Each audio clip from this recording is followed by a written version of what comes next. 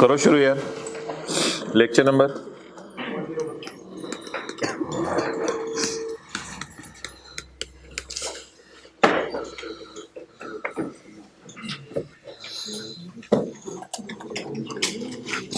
Page 324।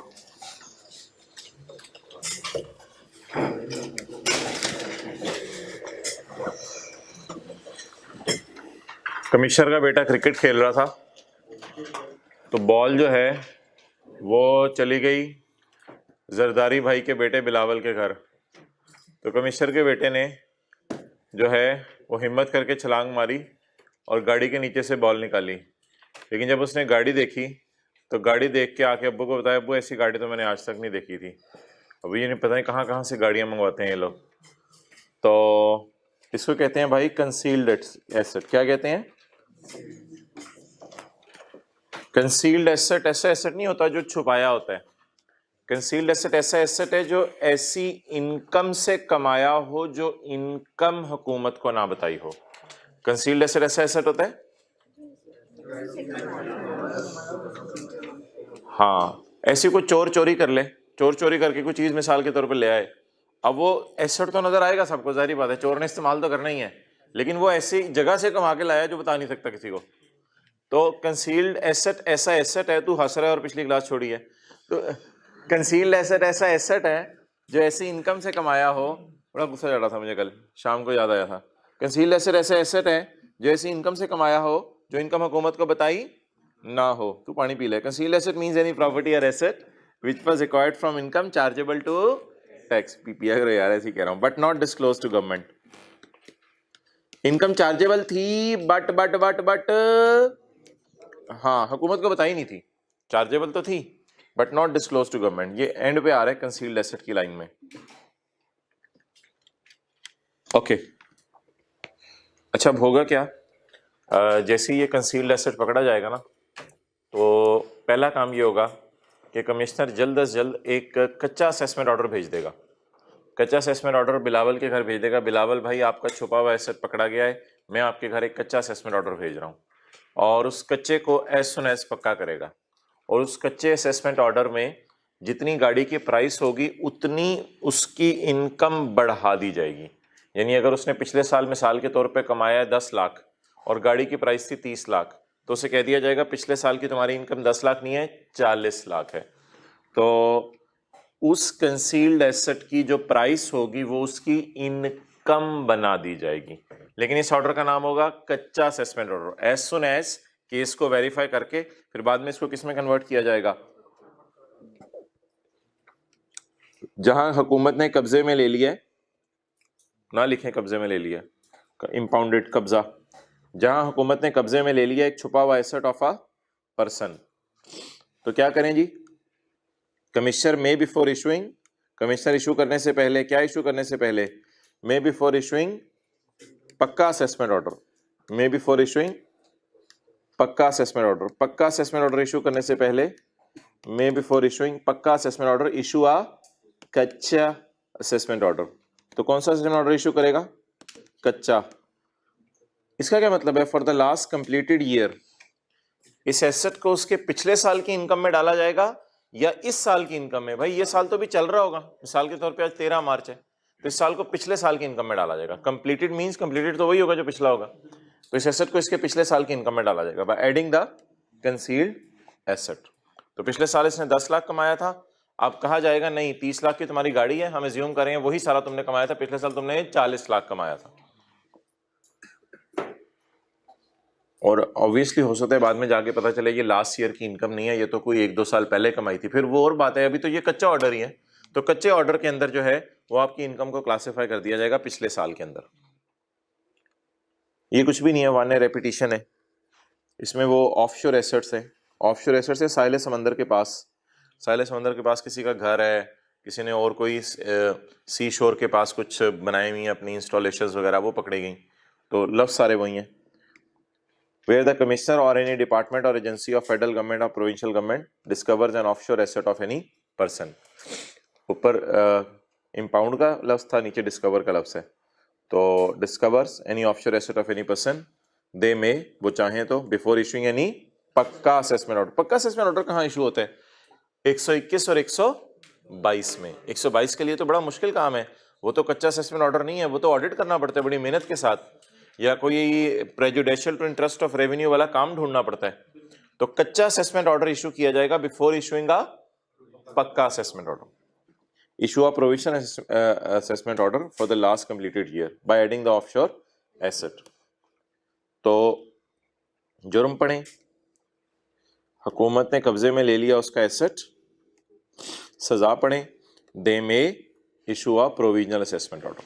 ये असल में हाईलाइट करें, दे में issue a provisional assessment order. वो लोग प्रोविजनल असेसमेंट ऑर्डर इशू करेंगे, और ब्रैकेट में बिफोर इशूइंग एनी पक्का असेसमेंट ऑर्डर। पक्का कौन सा वाला है? 121 और 122 वाला।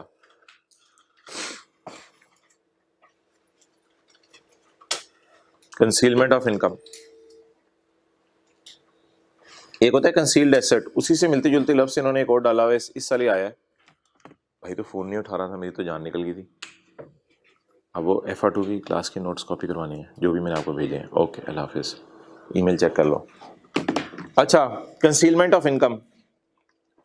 कंसीलमेंट ऑफ इनकम के अंदर क्या आता है हजरात? The suppression of any item of receipt liable to tax. क्या मतलब, खुद ही बता दें। Suppression of any item of receipt liable to tax, जो कि लायबल टू टैक्स था। बोले बोले बोले, लायबल टू टैक्स को चेक ब्रैकेट में ले। Suppression of any item of receipt, जो पैसे आए हैं उसको कम करके शो करना, सुप्रेशन। और failure to disclose taxable income. Claiming any खर्चे, क्लेमिंग एनी खर्चे क्लेम किए जाते हैं, यानी हमारी ख्वाहिश होती है खर्चे माइनस करें। क्लेमिंग एनी खर्चे which are not actually incurred, जो किए ही नहीं, तो ये भी तो झूठ है। क्लेमिंग एनी खर्चे which are not incurred. Any act referred in section 111, section 111 हमारे सिलेबस में नहीं है। अब एक ये नाम याद कर लीजिएगा, ये पॉइंट छोड़ के आ जाएगा पेपर में, और मैं क्या कह सकता हूँ, नाम याद कर लें, 111 आसान है, एक एक एक। Claiming any income as exempt which is actually taxable, वादा दावा करना कि ये मेरी इनकम क्या है, माफ है, हालांकि वो टैक्सेबल है।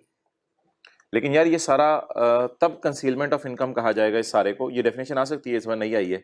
इस सारे को कंसीलमेंट ऑफ इनकम तब कहा जाएगा अगर साबित हो जाए कि विलफुली किया है। बस ये विलफुली अंडरलाइन कर लें, मेन बात है। ये सारे को कंसीलमेंट कब कहा जाएगा? जब साबित हो जाए कि विलफुली किया है, यानी क्या आप कहते हैं उसे उर्दू में, धोखा देने की नीयत से। भोले भाले नहीं थे आप, इंटेंशन थी, जानबूझ के किया।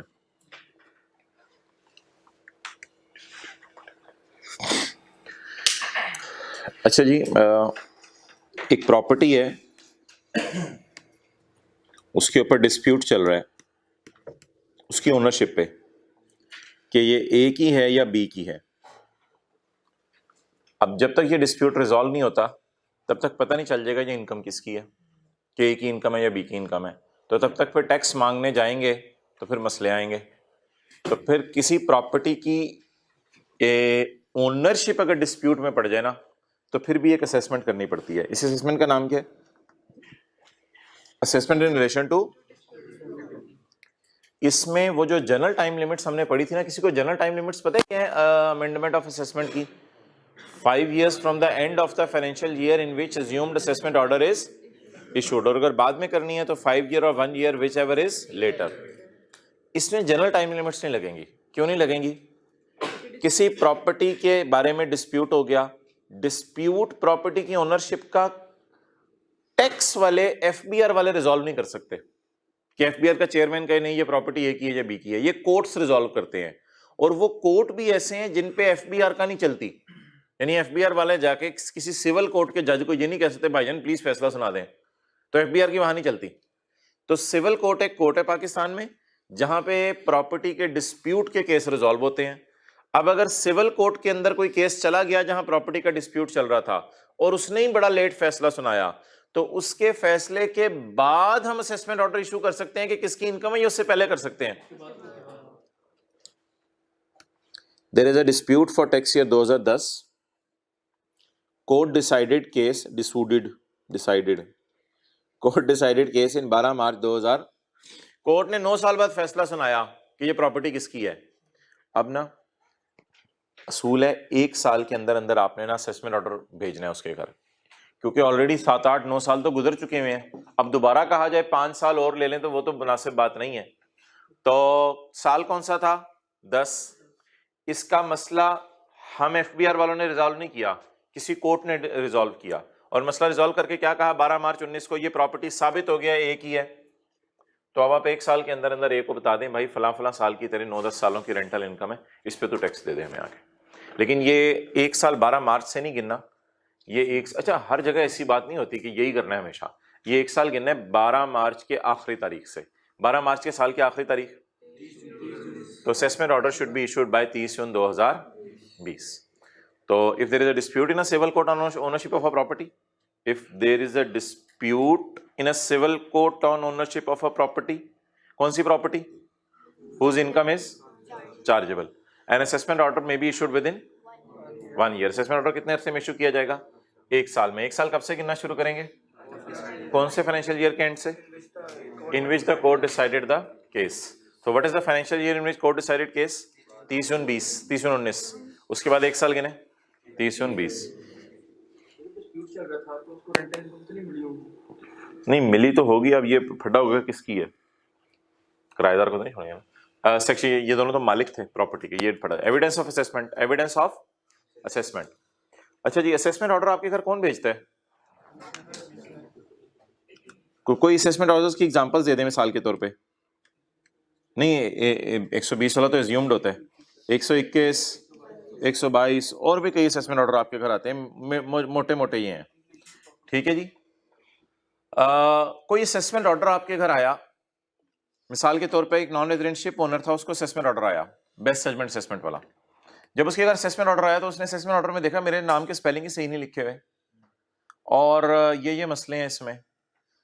तो किसी बच्चे के घर रिजल्ट आया, उसने कहा ये तो मेरे नाम, अच्छा ये स्पेलिंग भी इन्होंने गलत लिखे हुए हैं। रिजल्ट उसे नजर आ रहा था, नीचे ये आया है, रिजल्ट देख रहा था। अब आई कैप को कहता है, आई कैप ये ना ये स्पेलिंग अब्बू के आपने गलत लिख दिए हैं, दादा का पहले लिख दिया, अब्बू का बाद में नाम लिख दिया, और मेरे स्पेलिंग में से आपने ए उड़ा दिया है। आई कैप कहते हैं नीचे देख, नजर आ रहा है तुझे, हुआ क्या तेरे साथ? तो कहते हैं हाँ वो नजर आ रहा है। आई कैप कहते हैं चल नास। तो यही कमिश्नर भी कहेगा, यही कमिश्नर भी कहेगा। अगर कमिश्नर ने असेसमेंट ऑर्डर आपके घर भेजा और उसमें छोटी मोटी गलतियां हैं जिन्हें आप कहते हैं एक्सेप्टेबल एरर्स, खैर है यार इतनी तो हो जाती हैं, कमिश्नर ने अगर आपके घर असेसमेंट ऑर्डर भेजा और असेसमेंट ऑर्डर में कोई छोटी मोटी गलती, आपका नाम गलत डाल गया, आपका पता गलत डाल गया, लेकिन घूमते घूमते मोहल्ले में पहुंच आपके घर गया वो सफा, क्योंकि मोहल्ले वालों ने कहा यार इस नाम का तो एक ही बंदा है, हाँ शायद एड्रेस गलत लिखा हो, इसके घर पहुंचा दो। जब पहुंच गया आपके घर तो कमिश्नर कहता है कि भाईजान ये आपका ये असेसमेंट ऑर्डर है। अब हम मुझे ये ना आके कहना कि ये असेसमेंट ऑर्डर तो गलत है इस बुनियाद के ऊपर कि इसमें मेरा नाम ही सही नहीं लिखा हुआ या इसमें और कोई मसला है। अगर एक शर्त है, अगर आपको देख के पता चल रहा हो कि आपके साथ हुई क्या है, अगर आपको पता चल रहा है कि आप ही के साथ हुई है और आपने ही हरकत की हुई है, तो फिर कहते हैं ये आप ही का असेसमेंट ऑर्डर है, बस मेरी गलतियां ना निकाला करो। एविडेंस ऑफ असेसमेंट, असेसमेंट के सबूत दिए जाएंगे। कहते हैं मैं कुछ ज्यादा सबूत नहीं दूंगा तुम्हें आके, बस मेरे असेसमेंट ऑर्डर को सही मान लिया करो, लेकिन अपनी रिटर्न सही जमा करानी है, वहां रिलैक्सेशन नहीं है, वो हमने उधर पढ़ा था। रिटर्न तो हमने पहले सफे पे पढ़ा था, रिटर्न मुकम्मल होनी चाहिए, साइन सब प्रॉपर होना चाहिए, लेकिन टॉप टैक्स वाले तो इंसान है, आपको पता है गलती हो जाती है उनसे। तो कहते हैं कमिश्नर मेरे से गलती हो जाए ना तो खैर है, टेंशन ना लेना ज्यादा। जैसे बच्चा गलती कर दे तो मैं टीचर गलत पढ़ा दूंगा, खैर है यार अगले दिन सही करा दूंगा। Any assessment order issued, any assessment order issued, कौन सा वाला? 121 और 122 वाला। एनी असेसमेंट ऑर्डर इशूड 121 और 122 वाला विल नॉट बी क्वाश्ड। ओए मेरे असेसमेंट ऑर्डर को ना फाड़ देना, उसका जहाज बना दो तुम। Will not be quashed, will not be considered void. Void पता ना क्या होता है? Invalid. Will not be considered invalid, will not be quashed और void for want of form. Want होता है कमी, कि फॉर्म के ऊपर नहीं है। हो सकता है एफबीआर के अंदर फॉर्म उस दिन खत्म हुए हो, क्या हो रहा है कमी को, अच्छा तो फॉर वांट ऑफ फॉर्म। दोबारा पढ़ें, an assessment order issued will not be, an assessment order issued will not be considered as invalid. यार तू खड़े हो जा, खड़ा हो जा, खड़ा खड़ा खड़ा खड़ा खड़ा खड़ा। अगर पंजाबियों के लिए ये होता तो फिर इसका मतलब क्या होता? पंजाब में ये होता तो जल्दी बता, जल्दी बता। जूते, वेल डन यार, एक्सीलेंट, आई रियली अप्रिशिएट। तो ये जिन्होंने कल की क्लास ली है उन्हीं को पता है ना। तो ये मतलब होता है कि ये वाली बात अब ऊपर से मिला के दोबारा पढ़ें। Any assessment order will not be considered as invalid because of reason of any mistake. अगर मिस्टेक भी है तो इनवैलिड ना कह देना मेरी चीज को। मेरी चीज है, कहता है कमिश्नर मैंने भेजी है मुश्किल से तुम्हें, लेकिन एक शर्त जरूर है यार, if tax payer is designated in it according to common. Designate क्या, आपको बुलाया जा रहा है, आपका नाम लिया जा रहा है, तो कॉमन अंडरस्टैंडिंग के मुताबिक पता चल ही रहा है कि शीदा ही है ये और कोई नहीं है। तो कॉमन अंडरस्टैंडिंग के मुताबिक अगर आपको पता चल रहा है कि आप ही के साथ हुई है और मैसेज भी आप ही के मोबाइल पे आया है, तो अल्लाह का शुक्र है पास हो गए आप। अब ये ना कहें कि CRN गलत लिखा है, ये गलत लिखा हुआ है, अब मैसेज को सेव कर लें इंशाल्लाह, दिखाएं अब्बू को जाके पुत्र बड़ा हो गया है। ठीक है जी। An assessment order shall not be quashed, an assessment order shall not be considered invalid. बस इस तरह, an assessment order shall not be quashed, an assessment order shall not be considered if tax payer is designated in according to common understanding. चलें आखिरी जो है ना 7-8 minute में याद करवाइएगा, पिछला सारा चैप्टर रिवाइज करना है असेसमेंट्स वाला जितना पड़ा हुआ है। शहजादे के पास आ जाएं।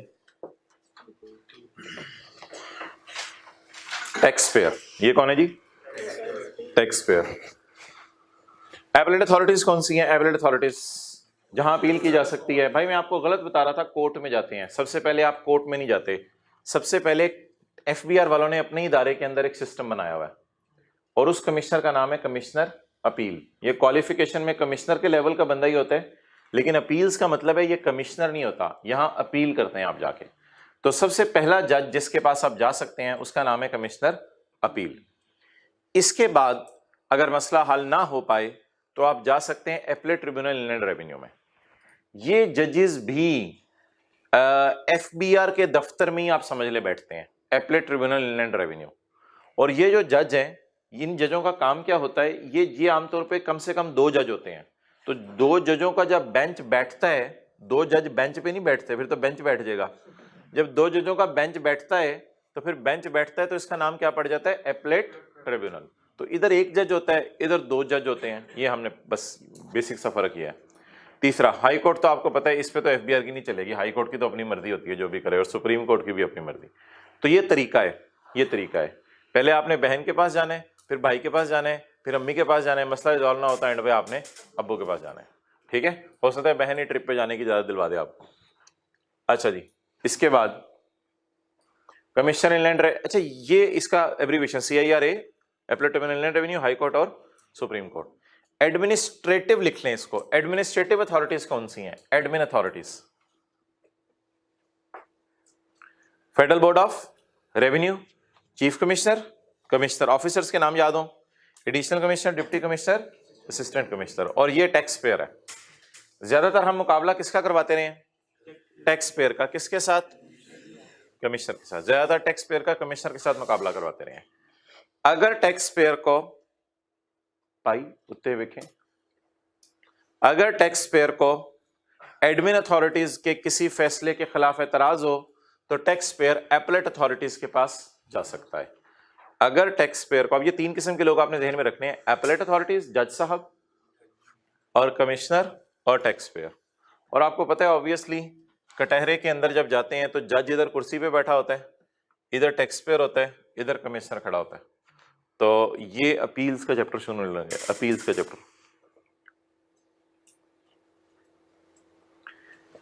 किस किस सूरत में आप कमिश्नर अपील के पास जा सकते हैं? पहला ये सवाल है, किस किस सूरत में आप कमिश्नर अपील के पास जा सकते हैं? जब आपको रोना बहुत ज्यादा आ रहा हो, कमिश्नर अपील के पास चले जाएं, भाईजान आंसू पूंछ दें। A person dissatisfied, cricket match हारने के बाद, a person dissatisfied with following orders passed by commissioner और following orders passed by officers of may file appeal to commissioner appeal. Commissioner appeal हो गया, भाईजान प्लीज मैं आपको अपील फाइल करने लगा हूं। अगर आपको 120 के 2A में मसला है, ऑटोमेटेड सिस्टम वाली बात याद है? ठीक है, तो यहां ऑटोमेटेड सिस्टम वाला लफ्ज लिख ले। अब ये लफ्ज तो नहीं आप याद करेंगे ना, यहां लिखें नहीं, उसमें कुछ ऐसा लफ्ज होना चाहिए जिससे बात समझ आए।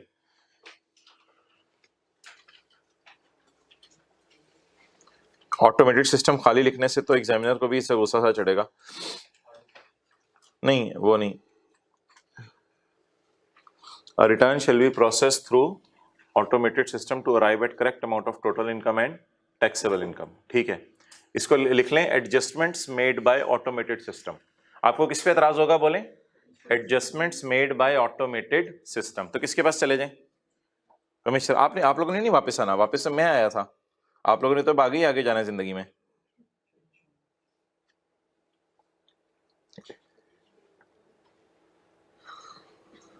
जी, क्या यहां पे लिखे adjustments made by automated system? तो किसके पास चले जाएं अगर एडजस्टमेंट्स में मसला है तो? कमिश्नर। यार कमिश्नर तो ना बोलो ना, पूरी रात रोते रहे, सुबह भी उठ के रोते रहे।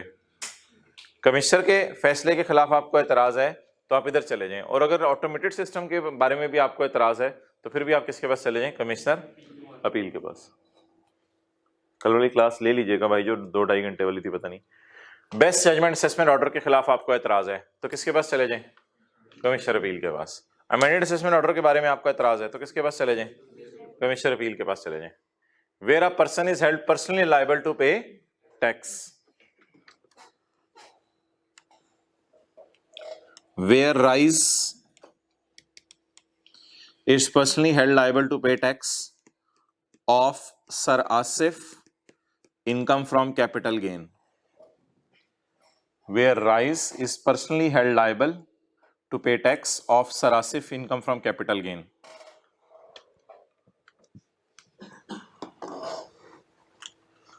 अच्छा जी, पहली तो बात है राइस की जिम्मेदारी नहीं है सर आसिफ की कैपिटल गेन पे टैक्स जमा कराना, क्योंकि सर आसिफ अगर कोई प्राइवेट कंपनी के शेयर्स बेचें तो इससे राइस का कोई ताल्लुक नहीं है। सर आसिफ को ज्वेलरी बेचें, इससे राइस का कोई ताल्लुक नहीं है। लेकिन कई दफ़ा होता है, ये मिसाल के तौर पे सर आसिफ कहते हैं कि जी मैंने अपनी कैपिटल गेन इनकम पे टैक्स जमा नहीं कराया। अब टैक्स वाले FBR वाले आते हैं और आके राइस वालों को कहते हैं भाईजान हम आपको पर्सनली लायबल करार देने लगे हैं, इसके लिए हम आपसे ये पैसे लेंगे। राइस वाले कहते हैं क्यों? तो ऑब्वियसली FBR वाले यही जवाब देंगे आप उसको तनख्वाह दे रहे हैं तो तनख्वाह में से कुछ ये काट लें और ये काट के हमें ही जमा करवा दें। राइस वाले कहते हैं नहीं नहीं नहीं नहीं, हमने तो टैक्स सैलरी पे इनकी काटना है। लेकिन FBR वाले प्रेशर डालते हैं, प्रेशर डाल के ये भी टैक्स लेके चले जाते हैं। तो अब अगर राइस को इस पे एतराज है, क्योंकि राइस का और सरासी का तो फड्डा होगा, सरासी कहेंगे मेरी कैपिटल गेन इनकम पे तुमने क्यों टैक्स देना था, वो मेरी मर्जी है, मैं जब मर्जी दूं। तो अब राइस वालों का और FBR का जब फड्डा होगा तो फिर राइस वाले कमिश्नर अपील के पास चले जाएं। तो क्या किसी एक बंदे को कभी दूसरे बंदे के टैक्स देने के लिए लायबल करार दिया जा सकता है? जिसको लायबल करार दिया अगर उसको एतराज है इस पे, और आपको भी शायद बैठ के लग रहा हो जेन्युइन बात नहीं है, ऐसा नहीं होना चाहिए, चले जाएं। किसके पास चले जाएं? Commission. So where rice is held personally liable to pay the tax of sir Asif income from salary, income capital gain, where he is declared as representative of a non resident person. आप सड़क पे जा रहे थे cutting करवा के, commissioner ने आपको बुला के आपको टेंडर से पकड़ के, यार तू सिम्पसन का लग रहा है मुझे रिप्रेजेंटेटिव। वो सिम्पसन पाकिस्तान में आया था, कोई भी नॉन रेजिडेंट्स लोग पाकिस्तान में आते रहते हैं, और अक्सर आप लोगों ने देखा होगा ये कोई नॉन रेजिडेंट पाकिस्तान में आया ना तो लोगों ने तो आजकल उससे तस्वीर खींच के स्टेटस पे भी लगानी शुरू कर दी है। तो कमिश्नर के हाथ में स्टेटस लग गया, तो कमिश्नर ने कहा तू लगता है नॉन रेजिडेंट का रिप्रेजेंटेटिव है। वहां के नहीं मैं तो ऐसे ही वो होटल में बैठा हुआ था खाने में शौक से, मैंने उसके तस्वीर 40 चपेड़ मारू तुझे, तू उसका रिप्रेजेंटेटिव है। तो अगर कभी नॉन रेजिडेंट्स पाकिस्तान से भाग जाए ना, by air non resident Pakistan से भाग जाए और कोई पाकिस्तानी बंदे का उससे कनेक्शन पकड़ा जाए, तो फिर पाकिस्तानी बंदे को उस नॉन रेजिडेंट का क्या करार दे दिया जाएगा? हाँ, अगर आपको एतराज है बाद में आप अपने आप को साबित कर दें, यार मेरा तो उससे कोई ताल्लुक ही नहीं है दूर दूर तक। वेयर, साथ वाले का नाम लिख लें, क्या नाम है? Wasim. Where Wasim is declared as representative of non resident person. ये लिखें, इसी तरह की बातें याद रह जाती हैं, ऐसे ही छोटी छोटी बातें होती हैं, ये फिर बंदा हंस रहा होता है घर बैठ के। वेयर साथ वाला is declared as representative of non resident. बहरहाल अगर वो नहीं है तो ठीक है, फिर वो जाए अपने आप को जाके डिफेंड करे। ये अपील इफेक्ट ऑर्डर अभी नहीं हमने पढ़ा, अभी नहीं पढ़ा, ये हमने सेक्शन 124 पढ़ना है, इस चैप्टर के एंड पे है, इसको छोड़ें अभी। Where commissioner refuses to rectify a mistake, rectify his own mistake, समझ आया आप? Where commissioner refuses to rectify his own mistake, आपने कमिश्नर को कहा यार ये तुमने ये बेस्ट जजमेंट किया है, इसमें तो तुमसे गलती हो गई है, ये देखो कास्टिंग एरर है, ये भी तुमने गड़बड़ किया। चल चल चल निकल। कमिश्नर की गलती कमिश्नर को बताई और कमिश्नर क्या कह रहे हैं आगे से कि मैं इसको रेक्टिफाई नहीं करता। कमिश्नर अपनी गलती नहीं मान रहा, तो फिर आप किसके पास चले जाएं? कमिश्नर अपील के पास। नहीं नहीं भाई, चीफ कमिश्नर के पास नहीं जाना यार, चीफ कमिश्नर के पास नहीं जाना, अलग कोर्ट का अलग प्रोसेस है। आप किसके पास जाएंगे? कमिश्नर अपील के पास। और आखिरी बात तो जनरल है, हर वो ऑर्डर जिससे आपकी असेसमेंट बढ़ रही हो, जिससे आपका रिफंड कम हो रहा हो और जिससे आपकी लाइबिलिटी बढ़ रही हो, इन तीनों चीजों में आपको दुख होगा, हुकूमत को खुशी होगी। हर वो ऑर्डर जिससे असेसमेंट बढ़ रही हो, मोबाइल फिर अच्छा अच्छा अच्छा अच्छा, हर वो ऑर्डर जिससे असेसमेंट बढ़ रही हो, जिससे रिफंड कम हो रहा हो और जिससे टैक्स बढ़ रहा हो, इसमें आप किसके पास चले जाएं?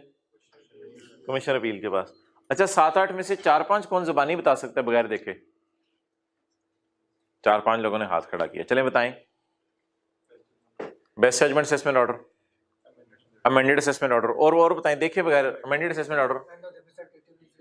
When a person is held representative of a non resident, और सबसे पहला point, adjustments made by automated system, और where a commissioner refuses to rectify his own mistake, where assessment is increased or if fund is decreased और tax liability is.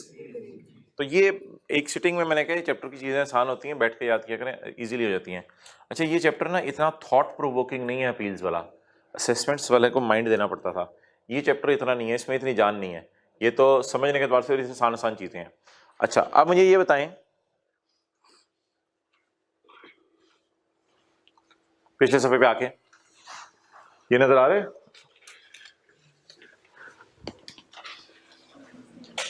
एक tax payer ने return जमा करवाई जिसमें क्या दावा किया, मेरी इनकम कितनी है 20 लाख, मिसाल के तौर पे दावा किया मेरी इनकम 20 लाख है। टैक्स पेयर ने रिटर्न जमा कराई पिछले सफे पे में, उसका क्या शुरू हुआ? ऑडिट में कमिश्नर ने उसको क्या इशू कर दिया? अमेंडेड असेसमेंट ऑर्डर इशू कर दिया। अच्छा वैसे ये सारी बात तो आपको शायद पता ही होगी कि इस साल की रिटर्न आप इस दिन जमा करवाते हैं, ऐसे ही है ना, और इस दिन रिटर्न क्या बन जाती हैं? Assumed assessment order. और फिर कहीं भी जाके कमिश्नर आपको जो है वो मैंने बताया था आपको ऑडिट शुरू करते हैं, और ऑडिट शुरू करके आपके घर बार्किंग होती है, शो कॉज नोटिस, और उसके बाद मैंने शो कॉज नोटिस के बाद बताया था 120 दिन में आपके घर क्या आ जाता है? Amended assessment order. ठीक है, ये सारी कहानी आपको याद है। सर आसिफ ने रिटर्न जमा करवाई जिसमें सर आसिफ ने कैफ की क्लासों की इनकम डाली, और फिर सर आसिफ का ऑडिट शुरू हुआ। टैक्स वालों ने कहा वजह बताएं क्यों ना आपके खिलाफ एक्शन लिया जाए। सर आसिफ के पास मैंने बताया था रिप्लाई का मौका है, यहां इसके पास रिप्लाई का मौका होता है। और एक और पावर पॉइंट की स्लाइड भी पड़ी थी, उसमें पढ़ा था कि एग्रीड अपॉन कमेटी बिठा के मसला पहले ही रिजॉल्व करा लें। ठीक है, अब बातें थोड़ी याद करें, जहन में आनी चाहिए। आप बातें, आपने रिटर्न जमा करवाई कि वो क्या बन गई? Assumed assessment order. घुरी मारी गई और आपका क्या शुरू हो गया? ऑडिट। ऑडिट के बाद आपके घर क्या आया? वजह बताएं क्यों ना ये सीफेप की क्लासों का रेवेन्यू भी आपकी इनकम में डाल दिया जाए। या तो आप कमिश्नर को रिप्लाई कर दें बस, फिर कमिश्नर की मर्जी आपको अमेंडेड असेसमेंट ऑर्डर भेजते भेजे।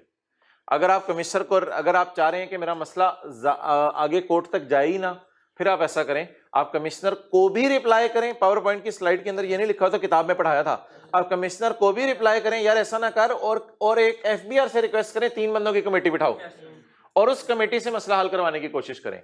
और फिर आपको जो अमेंडेड असेसमेंट ऑर्डर आएगा उसके खिलाफ आप अपील नहीं कर सकते। ये मैंने कह दिया था, अगर आप अपील फिर नहीं कर सकते, फिर आप कहेंगे मैं आगे अपील नहीं करूंगा। लेकिन अगर आपने कमेटी को मोटी बीच में नहीं बिठाई, आपको शो कॉज नोटिस आया, आपको घुरी पड़ी, घुरी के बाद आपसे पूछा गया वजह बताएं क्यों ना आपकी C5 की क्लासों का रेवेन्यू भी आपकी इनकम में डाल दिया जाए।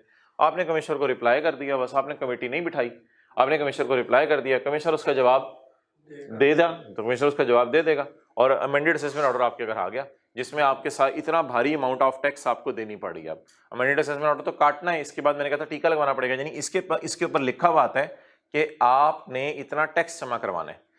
एक चीज इसके ऊपर और आती है अमेंडेड असेसमेंट ऑर्डर के साथ, वो होती है मेरे भाई डिमांड नोटिस। वो क्या होती है? डिमांड नोटिस का लफ्ज़ आपने वापडा के एतबार से तो सुना होगा, वापडा वालों का डिमांड नोटिस आ गया है। यानी जब मीटर लगवाने जाए तो एक डिमांड नोटिस आता है कि भाईजान इतने पैसे जमा करवा दें एडवांस के तौर पे। तो अमेंडेड असेसमेंट ऑर्डर पे केस की कहानी लिखी होती है, व्हाट हैज हैपेंड, और डिमांड नोटिस के ऊपर यह लिखा होता है कि इतना टैक्स हम आपसे डिमांड कर रहे हैं। तो डिमांड नोटिस और किसी के साथ जुड़ा हुआ नहीं है, सिर्फ किसके साथ जुड़ा हुआ है? अमेंडेड असेसमेंट ऑर्डर के साथ। द रीजन इज कि टीका काटने के साथ ही जुड़ा होगा ना, बात खत्म होगी ना, टीका तो काटने के साथ ही जुड़ा होगा। अब वो मुझे बार्किंग हुई है, अब मुझे टीका लगवा दें, चपेट मारूं तुम्हें टीका लगवा दें, बार्किंग पे टीके नहीं लगते बेटा, जाओ अच्छा सॉरी पढ़ें जी। Audit started and commissioner issued an, देखें, audit started and commissioner issued an amended assessment order. Amended assessment order जो होते हैं ना, अब दो सफे आपके घर आएंगे। नंबर 1 बोलें क्या आएगा? काटने वाला सफा। और नंबर 2 आपके घर क्या आएगा? कितना टैक्स जमा करवाना है। Audit started and commissioner issued amended assessment order. Amended assessment order में इंग्लिश लिखी होती है। इंग्लिश क्या लिखी होगी? There was a penalty paid to government which you did not edit, we are adding it. Amended assessment order में English लिखी होगी, your provident fund was unrecognized, therefore we are adding, your provision for doubtful debt was not added, therefore we are adding। ये सारी कहानी लिखी होगी case की। ये कहानी 10-12 सफ़ों पे लिखी होती है, पूरी केस लॉज हिस्ट्री के साथ ये कहानी लिखी होगी सारी। और अमेंडेड असेसमेंट ऑर्डर 15, 20, 25 सफ़ों का एक पूरा थद्दा होता है, वो आपके घर आ जाता है। तो वो जो सेक्शन 122 वाला हम पढ़े थे, और इसमें आपकी इनकम 20 से 32 कर दी जाती है। इसके साथ एक और चीज़ आती है, that is called as demand notice plus. ये दोनों चीज़ें आपके घर आएंगी। अमेंडेड असेसमेंट ऑर्डर भी आएगा और आपके घर डिमांड नोटिस भी आएगा। डिमांड नोटिस भी कौन इश्यू करेगा? कमिश्नर। उसमें कहा जाएगा कि 20 लाख पे आपने टैक्स जमा करवा दिया था रिटर्न के साथ, 20 लाख पे आपने टैक्स जमा करवा दिया था रिटर्न के साथ। रिवाइज्ड इनकम कितनी है? 32 लाख। तो इनकम अब बढ़ के आपकी किस पे हो गई है? 32 पे। तो 20 और 32 का डिफरेंस 12, ये वो 12 मैंने लिखा हुआ है। तो 12 पे आप क्या जमा करवाएं? टैक्स जमा करवाएं, क्योंकि आपने अभी तक सिर्फ किस पे जमा करवाया हुआ है? 20 पे, लेकिन बनता कितने पे है? 32 पे। तो और कितने पे जमा करवाएं? 12 जमा कराएं, या 12 पे टैक्स रेट लगेगा?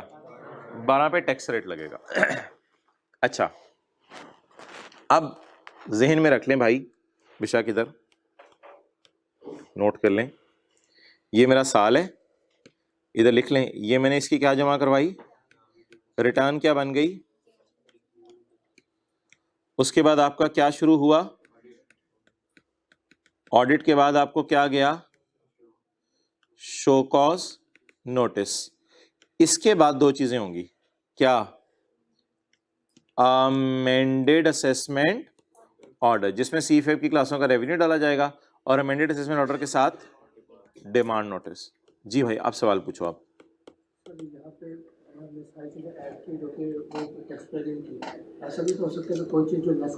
हाँ, वो भी कर देते हैं, इतने अच्छे नहीं है लेकिन वो भी कर देते हैं।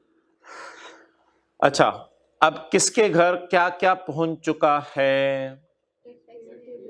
टैक्स पेयर के घर क्या पहुंच चुका है? SCN से क्या मुराद था? Show cause notice. तो टैक्स पेयर के घर क्या पहुंच चुका है? अमेंडेड असेसमेंट ऑर्डर और शो कॉज नोटिस नहीं, डिमांड नोटिस। आपने रिटर्न में जमा करवाया था कि मेरी इनकम 20 लाख है। टैक्स वालों ने सरासिफ का ऑडिट शुरू किया, सरासिफ से वजह पूछी 20 को 32 क्यों ना कर दिया जाए। सरासिफ वजह नहीं बता पाए तो उन्होंने 20 को 32 करके अमेंडेड असेसमेंट ऑर्डर एक फाइल आपके घर भेज दी, और उसके साथ एक सफा और भेजा, सिंगल पेज, जिसपे लिखा हुआ था अब आपने टैक्स जमा करवाना है। अब अमेंडेड असेसमेंट ऑर्डर आने के बाद अब आपके पास 30 दिन है। अमेंडेड असेसमेंट ऑर्डर आने के बाद आपके पास कितने दिन है? 30 दिन है। 30 दिन में आप कमिश्नर अपील के पास जाएंगे। 30 दिन में आप किसके पास चले जाएंगे? कमिश्नर अपील के पास, क्योंकि अब आपके घर क्या पहुंच चुका है? अमेंडेड असेसमेंट ऑर्डर किसने भेजा है? आपके दुश्मन ने। दुश्मन का नाम कमिश्नर। कमिश्नर दुश्मन ने आपके घर अमेंडेड असेसमेंट ऑर्डर भेज दिया है। आप शरीफ बंदे थे, आपने 20 कहा था, उसने 32 कहा है। ये अमेंडेड असेसमेंट ऑर्डर आपके घर पहुंचा हुआ है, तो 20 से 32 पे लेके जाने पे आपको एतराज है, तो अमेंडेड असेसमेंट ऑर्डर जैसे ही आपके घर आएगा उससे अगले दिन उसके साथ डिमांड नोटिस भी आता है। अमेंडेड असेसमेंट ऑर्डर जैसे ही आपके घर आएगा उसका डिमांड नोटिस आएगा। डिमांड नोटिस आने के बाद ये दोनों चीजें इकट्ठी आती हैं। डिमांड नोटिस आने के बाद आपके पास 30 दिन होंगे। 30 दिन के अंदर अंदर आप किसके पास चले जाएंगे? कमिश्नर अपील के पास। स्टोरीज कहानी समझ आ रही है? विजुअलाइज करें, बंदा कमिश्नर अपील के पास जा रहा है। अब जो कमिश्नर अपील के पास बंदा जाएगा, मुझे ये बता दें, कमिश्नर अपील के पास जो बंदा जाएगा क्या खाली हाथ जाए या कोई सफा लेके जाए? आप कह रहे होंगे अमेंडेड असेसमेंट ऑर्डर लेके जाए। नहीं, वो तो लेके जाएगा ही। ग्राउंड्स ऑफ अपील एक सफे पे बनाएगा और एप्लीकेशन लिखेगा फॉर्मल कमिश्नर अपील को। कमिश्नर अपील जज साहब, मैं आपके पास आया हूं, मैं अपील करता हूं। अपील करता हूं तो फिर सफा दे दूं। अपील का मतलब होता है मिन्नत। मिन्नत लिख के दे, ज़बानी कलामी मिन्नतें नहीं होती। तो आप जज साहब के पास मिन्नत करेंगे in the form of written application. उस रिटन एप्लीकेशन का नाम आपने शायद जिंदगी में कभी सुना हो, grounds of appeal. Grounds of, क्या बुनियादें हैं जिनकी बेस पे तुम मेरे पास अपील करने आए हो? कौन जमा कराएगा ये सफा? क्या प्रिपेयर करेगा? Grounds of appeal. ये टैक्स पेयर प्रिपेयर करेगा या उसका लॉयर आमतौर पे करता होगा? टैक्स पेयर का लॉयर करता होगा। टैक्स पेयर तो इतना अक्लमंद शायद ना हो, तो tax payer will prepare grounds of appeal. Tax payer grounds of appeal बनाएगा एंड विल सबमिट टू, बोले एंड विल सबमिट टू, गलती ना कीजिएगा, कमिश्नर इनलैंड रेवेन्यू नया वाला कौन सा कमिश्नर है? अपील। CIRA लिखा करेंगे हम इसे, कमिश्नर इनलैंड रेवेन्यू अपील्स। इन ग्राउंड्स में क्या क्या ग्राउंड्स हैं इसके? ये कहेगा पेनल्टी गवर्नमेंट को नहीं है, ये पहला ग्राउंड है मेरा, पेनल्टी गवर्नमेंट को नहीं, मैंने पे की हुई, ये गलत समझा इसने। दूसरा ग्राउंड कहेगा प्रोविडेंट फंड तो अनरिकग्नाइज नहीं था, मैंने तो रिकग्नाइज अभी भी करवाया था। और तीसरा ग्राउंड क्या होगा? ये एक्चुअल बैड डेट है, ये प्रोविजन फॉर डाउटफुल डेट नहीं है। तो ये तो डिस्कशन हमारी सेक्शन 21 की शुरू होगी, इसको छोड़ें। तो ये ग्राउंड्स ऑफ अपील में अपने आप को डिफेंड करने की कोशिश करेगा, लेकिन जरूरी नहीं तीनों चीजों में ही ग्राउंड ऑफ अपील में डाल दे। कई दफा लोग मान भी जाते हैं एक गलती, कई दफा लोग एक चीज मान जाते हैं, लोग फिर ग्राउंड ऑफ अपील में तीनों चीजें डालते हैं, 2 चीजें डालते हैं। कई दफा लोग 2 चीजें मान जाते हैं कमिश्नर की, तो फिर ग्राउंड ऑफ अपील में सिर्फ कितनी चीजें डालते हैं? 1 चीज डालते हैं। यार आप ये अपील नहीं कर सकते जब तक कि आपने रिटर्न के साथ वाला टैक्स ना जमा कराया हो। जब तक कि आपने रिटर्न के साथ वाला, वो तो जाहिर बात है आपने जमा करवाया होगा, वो तो 20 लाख पे है ना, वो 12 लाख पे तो नहीं है। तो अपील करने की शर्त क्या, आपने क्या जमा करवाया हो? टैक्स। किसके साथ वाला? 20 वाला या 12 वाला एक्स्ट्रा? 12 वाला नहीं, 20 वाला। वो तो जमा कराया ही होगा आपने ऑब्वियसली, लेकिन वैसे भी लॉ मेकर एहतियातन बता रहे हैं कि ये शर्त है।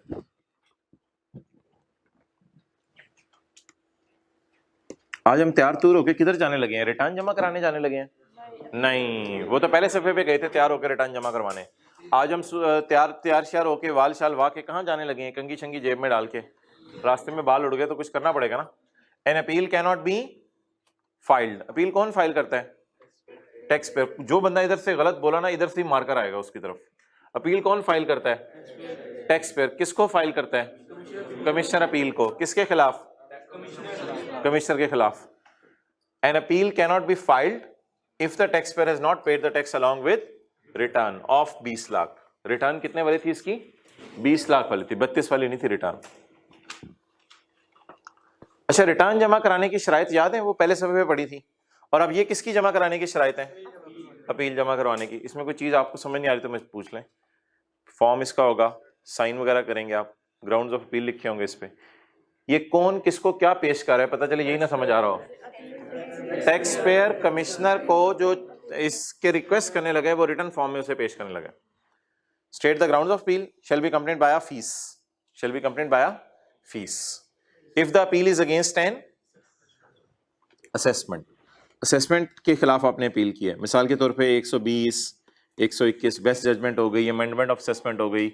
If the appeal is made against an assessment, अगर आप कहते हैं मेरी बेस्ट जजमेंट सही नहीं हुई, एज्यूम्ड असेसमेंट के खिलाफ तो नहीं होती, वो तो आप ही की रिटर्न थी। 120 लिख दिया मैंने, सॉरी, एज्यूम्ड असेसमेंट तो आप ही की रिटर्न थी ना। तो shall be complained by a fees if the appeal is against an assessment। Where the appeal appellant is a company, जहां टैक्स पेयर कौन है? Appellant company. Appellant tax payer होता है ना, अपील करने वाला। अपेलेंट का क्या मुराद है? अपेलेंट दोनों जगह इससे क्या मुराद है? अपेलेंट से मुराद tax payer. Where the appellant is a company, company है तो कितनी अपील कितनी फीस है? 5,000 दिए बगैर आपको इंसाफ नहीं मिलेगा। और अगर आप कंपनी नहीं है, इंडिविजुअल और यूपी हैं, तो फिर इंसाफ हासिल करने के लिए कितना देना पड़ेगा? 2,000 रुपया। 2,000 के कायदे आज़म के नोट देंगे आपको, इंशाल्लाह इंसाफ मिल जाएगा। डन। ये फीस है, रिश्वत नहीं है। 2500 एक 500 वाला भी कर दें, रेट बढ़ गया है। Okay. In other cases, in other cases से क्या मुराद है? नहीं, जहां वो कंपनी नहीं है वो तो नीचे कवर हो गया था ना, it is not a company. ये ना इन अदर केसेस से मुराद इस लाइन को हिट कर रहा है, इस लाइन को हिट कर रहा है। In other cases, other cases का मतलब पता है हम क्या लिया करेंगे? देखिए, असेसमेंट ऑर्डर के साथ ना डिमांड नोटिस आता है। असेसमेंट ऑर्डर के साथ क्या आता है? और डिमांड नोटिस में आपको क्या जमा करवाना पड़ता है? टैक्स। लेकिन सारे सिनेरियोज में से एक सिनेरियो हमने ऐसा पढ़ा है जिसमें आपको टैक्स जमा नहीं कराना होता। मिसाल के तौर पे, या जहां आपने साथ वाले का नाम लिखा था, जब आपको नॉन रेजिडेंट का रिप्रेजेंटेटिव करार दे दिया जाए, तो फिलहाल ना आपसे सड़क पे खड़े होकर टैक्स नहीं मांगा जाएगा। आपसे सिर्फ कहा जाएगा कि भाईजान आपकी एक तस्वीर नॉन रेजिडेंट के साथ पकड़ी गई है फलां होटल के अंदर, तो हमें तो लग रहा है आप ना उसके एजेंट हैं, इधर रिप्रेजेंटेटिव हैं। अब आप ऐसा करें, आप हमारा नॉन रेजिडेंट से राब्ता करवाएं, क्योंकि हमने कुछ उससे इन्वेस्टिगेशन पूछगछ करनी थी, वो चला गया यहाँ से, तो आपसे टैक्स नहीं मांगा जाएगा फौरन, आपसे सिर्फ राब्ता करवाने को कहा जाएगा। तो अब बताएं, क्या आपके खिलाफ असेसमेंट ऑर्डर आया था या सिर्फ आपको नॉन रेजिडेंट का रिप्रेजेंटेटिव कहा था? क्या मैं कह सकता हूं it is a case other than assessment order? क्या आप असेस हो गए हैं या आपको सिर्फ, आप पे सिर्फ एक इल्जाम लगाया गया? क्या इल्जाम लगाया गया? अगर सरासिफ ने कोर्ट में जाना है, तो फिर अगर सरासिफ ने कमिश्नर अपील के पास जाना है, तो वो ये वाला सिनेरियो होगा, क्योंकि सरासिफ के घर तो असेसमेंट ऑर्डर आया, अभी दिखाया मैंने आपको मैंडेट असेसमेंट ऑर्डर। लेकिन अगर आपके साथ वाले ने, अगर आपने नाम लिखा हुआ है उसका, अगर आपके साथ वाले ने कोर्ट में जाना है तो उसके घर मैंडेट असेसमेंट ऑर्डर नहीं आया, उसको तो सिर्फ क्या करार दिया अभी, उसके घर तो ऑर्डर आया है। अमेंडेड असेसमेंट ऑर्डर, ऑर्डर में क्या लिखा हुआ था? तू पकड़ा गया नॉन रेजिडेंट के साथ, मुझे लग रहा है तू उसका क्या है। फिर फीस अगर कंपनी है तो कितनी है? 5,000। कंपनीज भी नॉन रेजिडेंट के रिप्रेजेंटेटिव हो जाती हैं। और अगर कंपनी नहीं है तो फीस कितनी है? 1,000। तो आपके साथ वाले ने कितनी फीस जमा करानी है? 1,000। मुनासिब ये था कि नॉन रेजिडेंट जैसी कटिंग ही ना कराता या उसके साथ सेल्फी ही ना लेता। कितने दिनों में आपने कमिश्नर अपील के पास जाना है? Shall be filed with in following time limits.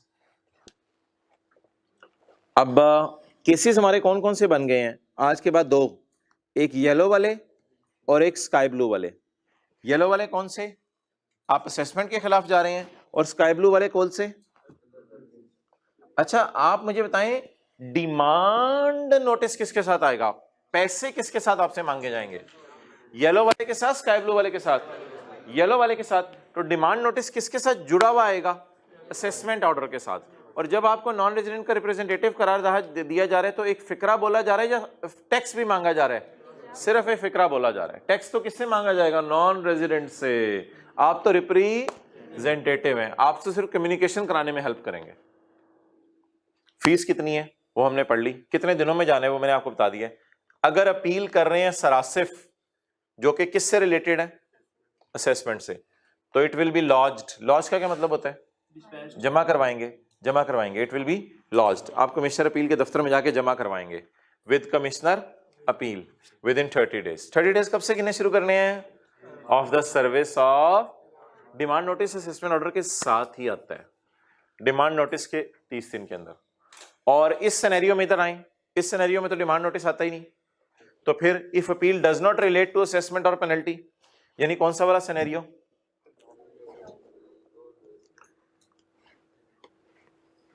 Control C, control V, किथे गया? इतना हेवी कंट्रोल वी था तुझे तो टाइम लगा। चलें नीचे, चलें छोड़ें यार, ये तो लिखना ही पड़ेगा। अच्छा जी, तो अगर आपको नॉन रेजिडेंट का क्या करार दे दिया गया है? रिप्रेजेंटेटिव। ये लो जी,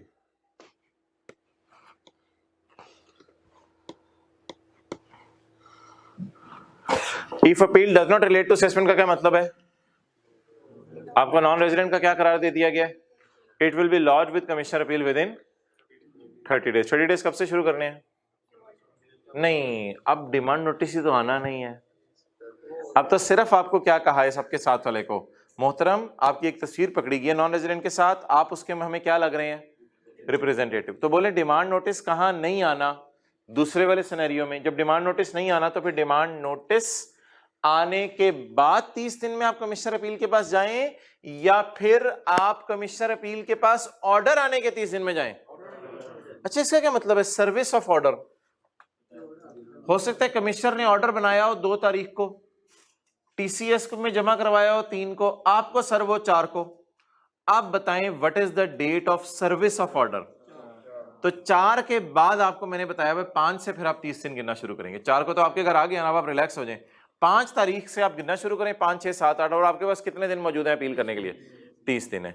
तो डेट ऑफ ऑर्डर लिखा हुआ है या डेट ऑफ ऑर्डर? कमिश्नर ने अगर ऑर्डर बना लिया, हमें भेजा नहीं, तो हमें तो इल्हाम नहीं होगा। तो जब कमिश्नर का ऑर्डर आएगा उसके 30 दिन के अंदर आप किसको अपील लॉन्च कर देंगे?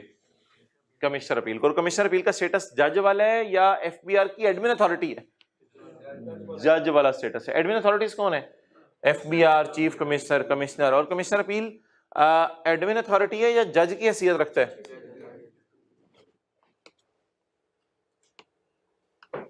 द बोर्ड में prescribe mechanism for electronic filing of appeals. मतलब बताएं मतलब बोर्ड इलेक्ट्रॉनिक अपील जमा करवाने का कोई तरीका बताएगा, वज़ा करेगा कोई तरीका, क्या क्या करने का? इलेक्ट्रॉनिक। और पॉइंट 6 बता दें यार, इस तरह के पॉइंट तो आपने 1000 दफा पढ़ा हुआ है।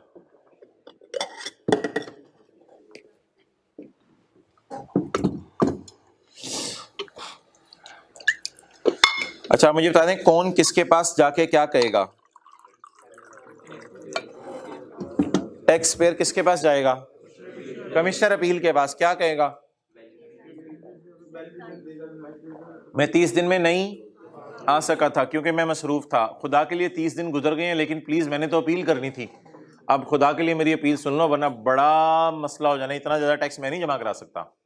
तो कौन किसके पास जाके किन दिनों की एक्सटेंशन मांगेगा? ये 30 दिन में किसने क्या करना था? टैक्स पेयर ने जज के पास जाना था। अगर जज के पास नहीं जा सका तो किसको जाके कहे? जज को ही जाके कहे। क्या? जज कौन है? Commissioner appeal. जज को ही जाके कहे। क्या कहे? The commissioner appeal may admit appeal after 30 days if a good cause is shown and the appellant has to phone voice note भेज दे, dear I was not तो ये तो नहीं चलेगा। तो फिर क्या करें? अप्लाई कर दें। अच्छा भाई, अब कमिश्नर किस किस को बुलाएगा? Commissioner appeal. हाँ, तो अभी बता दें आप कमिश्नर अपील किस किस को बुलाएगा? जब कमिश्नर और टैक्स पेयर को। तो पूछने वाली बात ही नहीं थी, ये तो आपको पता थी।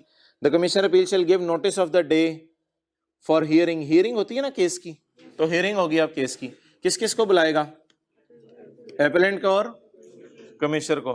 इमरान खान को और जरदारी को बुला लेगा? नहीं, सरासे को बुलाएगा और कमिश्नर को बुलाएगा, या आपके साथ वाले को बुलाएगा और कमिश्नर को बुलाएगा।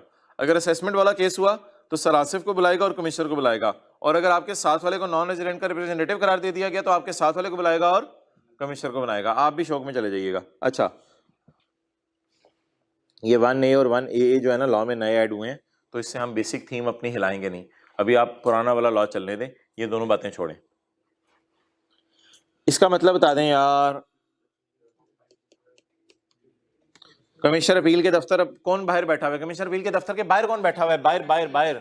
और पीएन छोड़ें, कमिश्नर अपील के दफ्तर के बाहर कौन बैठा हुआ है? टैक्स पेयर और कमिश्नर। टैक्स पेयर और कमिश्नर बैठ के गप्पे मारे हैं, चल यार अंदर चलें देखें तेरे साथ क्या होती है। दूसरे कहते नहीं, देख तेरे साथ आज क्या होती है। तो इन्होंने किसके दफ्तर में जाना है? कमिश्नर अपील के। अंदर से पता चला जी कमिश्नर अपील ने कहा मेरे सर में दर्द है, खल आइएगा। कल आप गए जी मेरे सर में दर्द है, खल आइएगा। तो कमिश्नर अपील की मर्जी है, जज साहब जो मर्जी करें, उनको कौन पूछने वाला है? May adjourn the hearing from time to time.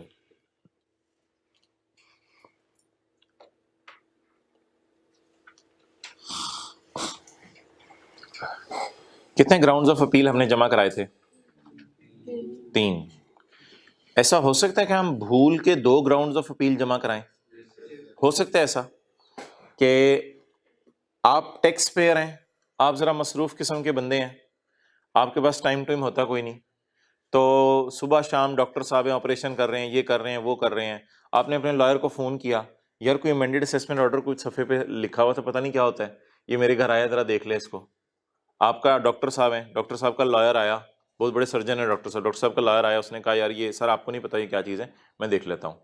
तो उसमें 2-3 मसले लिखे हुए थे डॉक्टर साहब के। तो जो लॉयर था वो शहजादा था, उसने ग्राउंड्स ऑफ अपील में 2 चीज़ें डाली, एक डालना भूल गया। अब जब केस शुरू हुआ तो कमिश्नर अपील मेंटली तैयार है कि मैंने मेरे ग्राउंड्स ऑफ अपील में, कमिश्नर अपील को जो आपने ग्राउंड्स ऑफ अपील जमा कराए थे उसमें कितने मसले डाले थे? 2। अब डॉक्टर साहब भी उधर हैं, डॉक्टर साहब का लॉयर भी उधर है, डॉक्टर साहब ने लॉयर से पूछा यार वो सारी चीजें देख ली थी, लॉयर ने कहा वो सर एक चीज भूल गया था मैं, ये वाली चीज ग्राउंड ऑफ अपील में डालना भूल गया था मैं। तो कोई मसला नहीं, जज साहब आपके इस ग्राउंड ऑफ अपील को सुन लेंगे, कोई ऐसी बात नहीं है, कोई हरज वाली बात नहीं है। अगर कोई चीज ग्राउंड ऑफ अपील में आप डालने से भूल गए तो जज साहब उसको सुन लेंगे, लेकिन पहले लॉ मेकर लिखेगा नहीं सुनेंगे, फिर फुल स्टॉप के बाद ना रिलैक्सेशन भी दे देगा। अगर जज साहब को कोई आप वैलिड आर्गुमेंट दे दें तो फिर हो सकता है वो इस बात को भी सुन लें। और इस तरह होता है कई दफा, आप प्रिंसिपल साहब के पास गए शिकायत लगाने साथ वाले की, आपने देखा प्रिंसिपल साहब का दिल नरम है, आपने एक और चीज बीच में, प्रिंसिपल साहब एक और मसला भी है इधर आए, तो आप लेके 2 ग्राउंड्स ऑफ अपील गए थे, लेकिन जब उधर कहानी शुरू हुई तो आपने तीसरा ग्राउंड ऑफ अपील भी बीच में डाल दिया। पहले असूल बताइएगा, पहले जरा खतरनाक बात होने लगी है, नहीं पहले खतरनाक नहीं, सॉरी यार, पहले ही आसान बात कर रहा है वो। द कमिश्नर मे अलाउ, खत्म होगी बात, कमिश्नर मे अलाउ, क्या अलाउ करेगा? मत देखें उधर, क्या अलाउ करेगा? नया ग्राउंड डालना। किसको अलाउ करेगा? टैक्स पेयर को। किसके दौरान? केस की हियरिंग के दौरान, या बिफोर हियरिंग समझ लें, जैसे भी लिखा होगा। कई दफा हियरिंग से 1-2 मिनट पहले ही जाके आपको बताना पड़ता है। The commissioner appeal may before hearing of an appeal. Allow क्या कर दे एपेलेंट को, क्या फाइल करने की? New ground. If he is satisfied that it was not wilful. Wilful क्या होता है? इरादी तौर पे नहीं था। अगर इरादी तौर पे नहीं था तो फिर ठीक है, फिर आप कोई मसला नहीं, खैर है, करने दो। ओके, कमिश्नर अपील का फैसला सुनाते हुए कुछ रिकॉर्ड्स और डेटा मंगवाए, या जो सामने इंफॉर्मेशन है उसी पे फैसला सुना दे? Records, bank statement, debit credit note, sale purchase का डेटा मंगवा सकता है। The commissioner appeal may before deciding appeal call the particulars data. Commissioner आपका डेटा मंगवाएगा। डेटा क्या मतलब? बिजली के बिल, आपकी purchase invoices, sale invoices, data मंगवाएगा।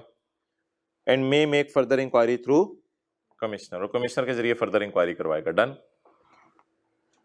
अच्छा जी, जी भी तो एक, ठीक है, खत्म करते हैं, बस ये लाइन पढ़ लें। 0.5 मुझे तो कोई मसला नहीं, मैं तो भी एक बीच में न्यूमेरिकल भी करवा सकता हूँ, लेकिन आप लोगों को थोड़ी ऑब्वियसली जल्दी है, अब क्या करें, खत्म भी करेगा। अच्छा, द कमिश्नर अपील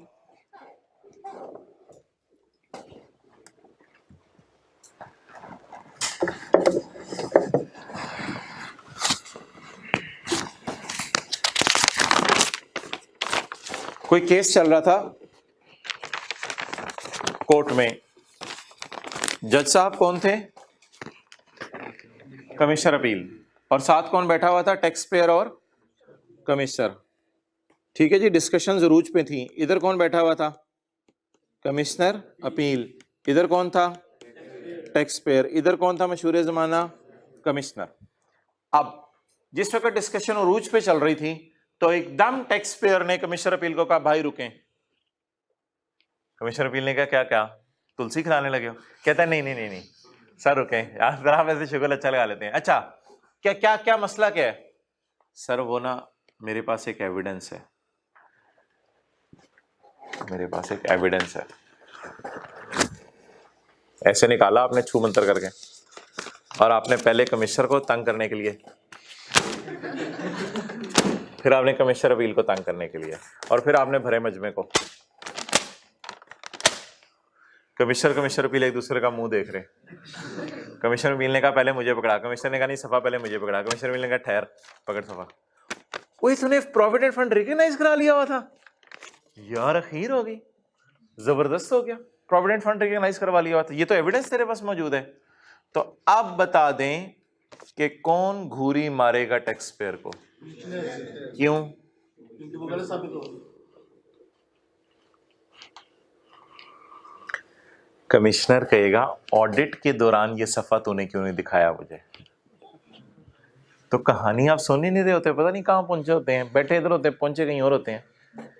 जज साहब के पास तो 30 दिन के अंदर हम गए हैं अमेंडेड असेसमेंट ऑर्डर के बाद।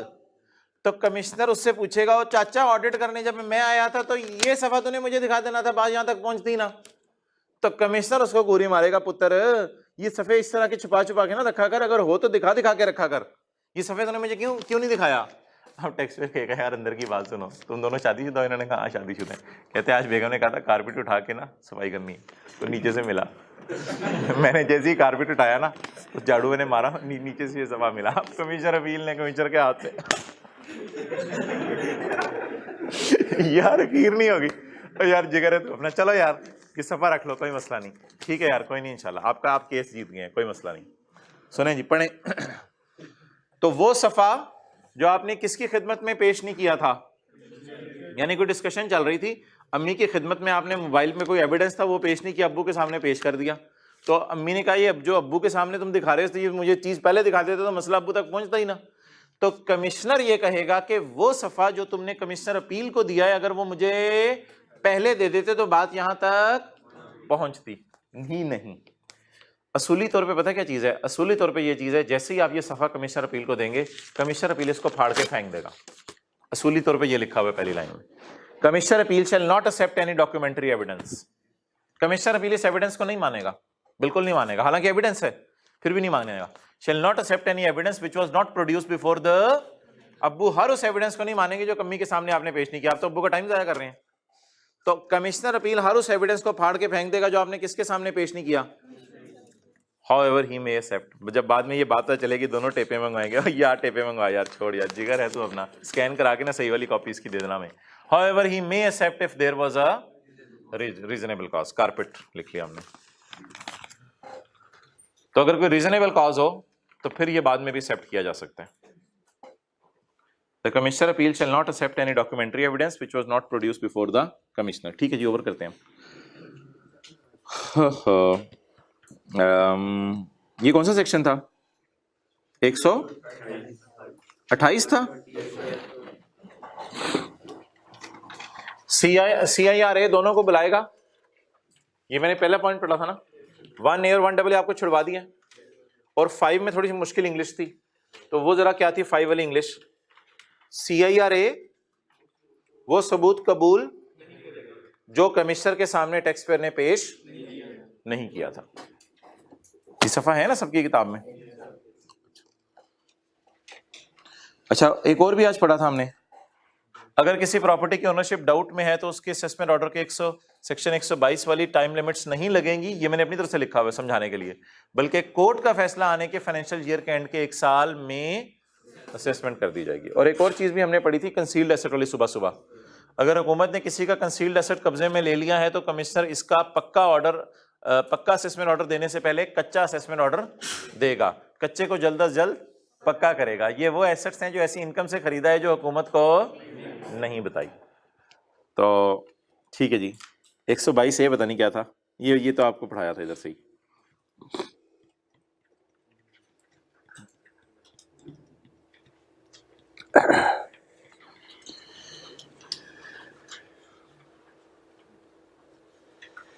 अच्छा अब ना मैं आपसे ठीक है, वी हैव 15 मिनट, रिवाइज करते हैं हम सारा।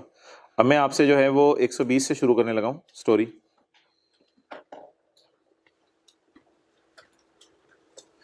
सेक्शन 120। अब पास पेपर के जो सवाल है ना वो मैं पूछूंगा, बजाय के पास पेपर के सवाल अभी खोलूं आपके सामने, वो सवाल मैं आपसे पूछूंगा। So what is the status, यार ये इसी चला दे, what is the status of original return furnished by tax payer. अगर टैक्स पेयर रिटर्न जमा करवा दे, इस साल की रिटर्न इस दिन जमा करवा दे, तो इस रिटर्न का स्टेटस क्या बन जाता है? Assume assessment order. और 2 बातें इसमें आपने लिख के आनी है, it will be assumed that commissioner has made an assessment and it will be assumed that commissioner has issued an assessment order.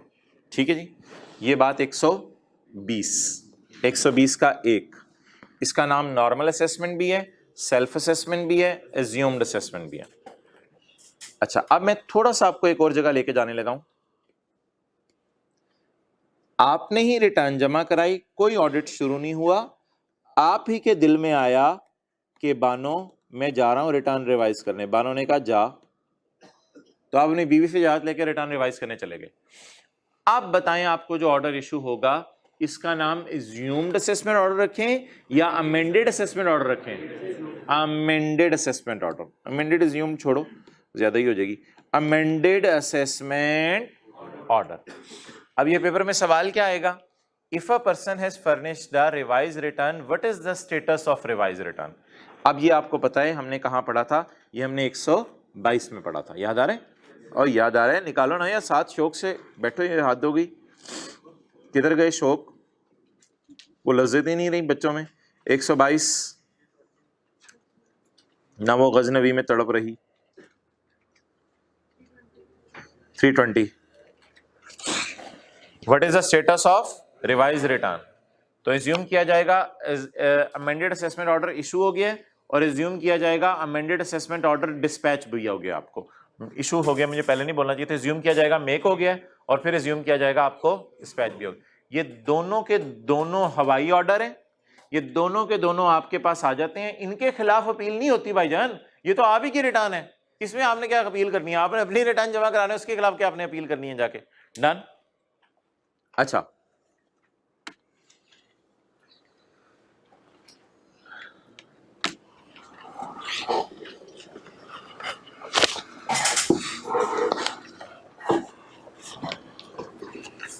आपने जो रिटर्न जमा करवाई है ना, उसमें कमिश्नर देख रहा था, तो देखते देखते देखते देखते कमिश्नर ने टैक्स डेप्रिसिएशन की फिगर देखी, तो टैक्स डेप्रिसिएशन की वर्किंग मिसिंग थी।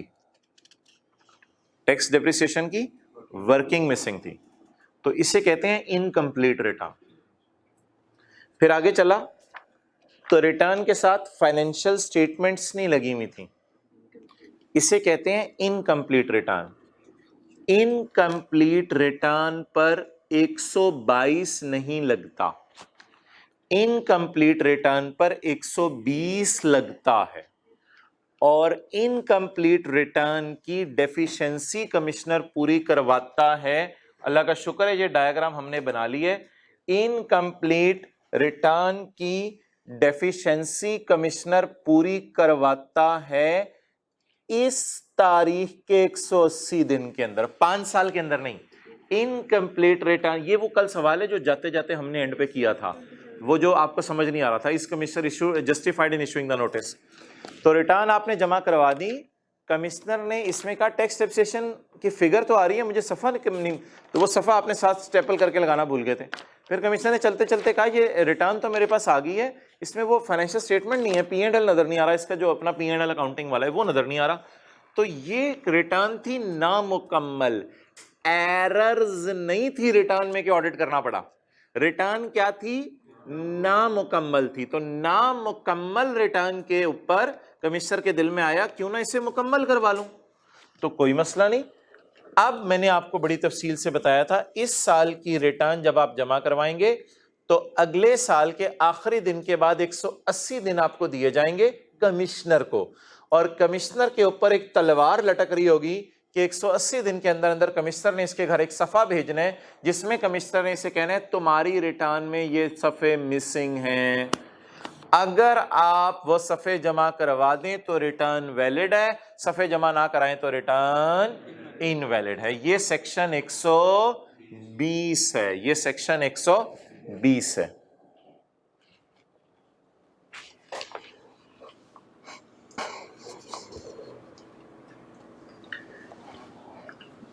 इफ रिटर्न इज नामुकम्मल, अच्छा ये ना 4 सेक्शन है जुड़े हुए हैं, 3, 6, 4 और 5। अगर आप 3, 6, 4 और 5 को एक सर्कल में लें तो ये चारों सेक्शन जुड़े हुए हैं आपस में। क्या 3 में क्या कह रहे हैं?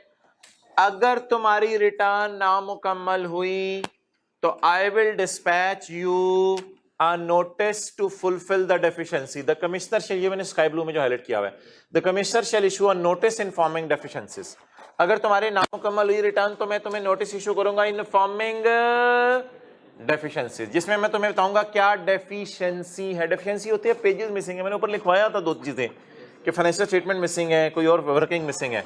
तो आपसे डेफिशिएंसी पूरी करवाई जा रही है, ऑडिट नहीं किया जा रहा, सिर्फ नजर पड़ते हुए एक दो सफ़े मिसिंग है. जैसे आई कैप आपका पेपर चेक करा था तो एरर्स नहीं थी, आपने लिखा हुआ था शीट अटैच है, तो एग्जामिनर ने कहा इस बच्चे ने लिखा हुआ है शीट अटैच है, तो वो किधर है sheet attach.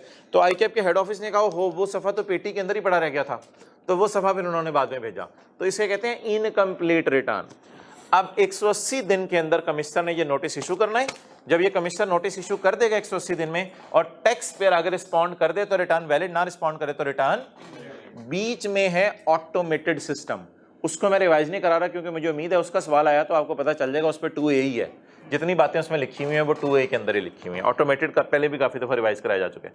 So that was about 120 section फरमाता है कि रिटर्न की कमी पूरी करवाई जा सकती है. इसका मतलब ये नहीं होता आपकी इनकम बढ़नी है. हाँ यार जो सफा मिसिंग था सफा आगे लग जाएगा, फाइल पूरी बन जाएगी, चलो रख दो यार, खत्म हुई बात. तो ये है इनकम्प्लीट रिटर्न. ये अब कल का सवाल था हमारा.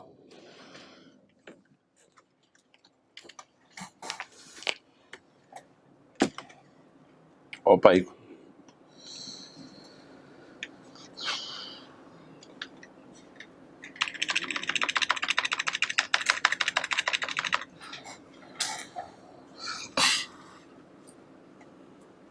ये पढ़ें कल का सवाल क्या था.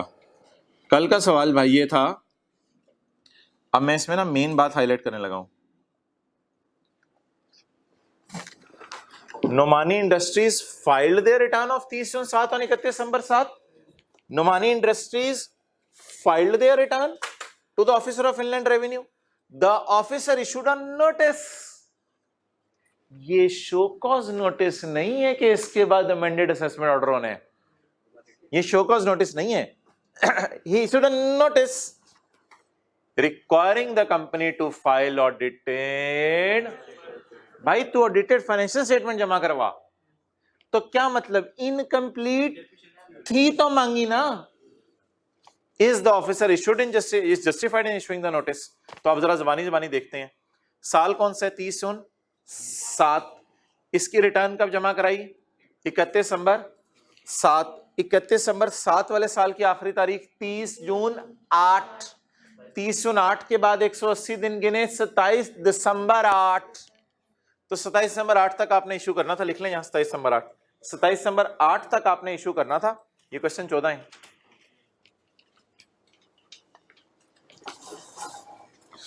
किधर है?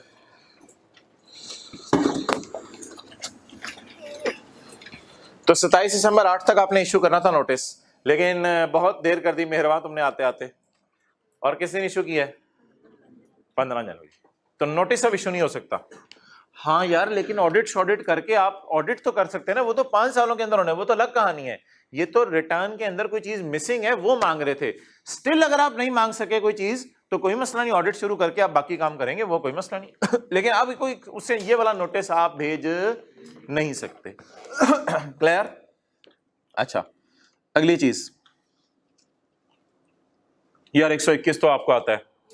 वेल स्टेटमेंट जमा नहीं कराई, ऑडिट शुरू हो गया, रिकॉर्ड दिखाने से इनकार कर दिया. 5 या 10 सालों की रिटर्न नहीं जमा कराई थी, मांगी फिर भी जमा नहीं कराई. और चौथी बात आप नॉन रेजिडेंट शिप ओनर हैं, तो आपसे क्या मांगी जाएगी? आपको क्या इशू किया जाएगा? Best judgement. ये कौन बनाएगा best judgement assessment order? Commissioner. बना के किसको डिस्पैच करेगा? टैक्स पेयर को. किसके घर ये ऑर्डर पहुंचेगा? टैक्स पेयर के घर ये ऑर्डर पहुंचेगा. नॉन रेजिडेंटशिप ओनर को हम 2009 में अगर वो नॉन रेजिडेंटशिप ओनर आया था तो यहां from the end of financial year नहीं गिनना, यहां from the exact end of tax year गिनना है. तो अगर 30 जून 9 में नॉन रेजिडेंटशिप ओनर आया था तो उसे कब तक पकड़ना है? 30 जून 10, 11, 12, 13, 14. 30 जून 14, 5 साल के अंदर अंदर उसे पकड़ सकते हैं. बाकी बेस्ट जजमेंट असेसमेंट मेक करना जरूरी है या मेक करके इशू करना भी जरूरी है? मेक करके इशू करना भी जरूरी है. That was about best judgement assessment. Now there is another assessment that is called a amended assessment. भाईजान amended assessment में मैंने आपको ये बताया था कि आपने रिटर्न जमा करवाई 120 की रोशनी में assumed assessment order बन गई, हो सकता है कोई सफा मिसिंग होता, सफा भी उसने मंगवाया, आपने सफा जमा करवा दिया, रिटर्न दोबारा वैलिड होगी, वो तो बीच में स्टोरी आ सकती है। आपने रिटर्न जमा करवाई, आपका assumed assessment order इशू हो गया, कमिश्नर चाहते हैं मैं अमेंडेड असेसमेंट ऑर्डर इशू करूं। इसके बाद इसके लिए कमिश्नर के पास मैंने कहा था दो रास्ते हैं अगर ये आपको अमेंडेड असेसमेंट ऑर्डर इशू करना चाह रहे हैं। एक रास्ता इसके पास ये है,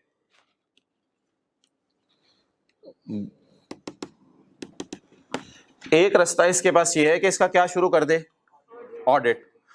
एक रास्ता इसके पास ये है कि इसका ऑडिट शुरू कर दे, और दूसरा रास्ता इसके पास ये है कि ये कमिश्नर अपने कमरे में बैठा बैठा कहे कि टैक्स पेयर मुझे पता चला है कि तेरा ऑडिट किए बगैर एक गलती मैंने तेरी पकड़ी है। वो क्या गलती पकड़ी है सर आपने?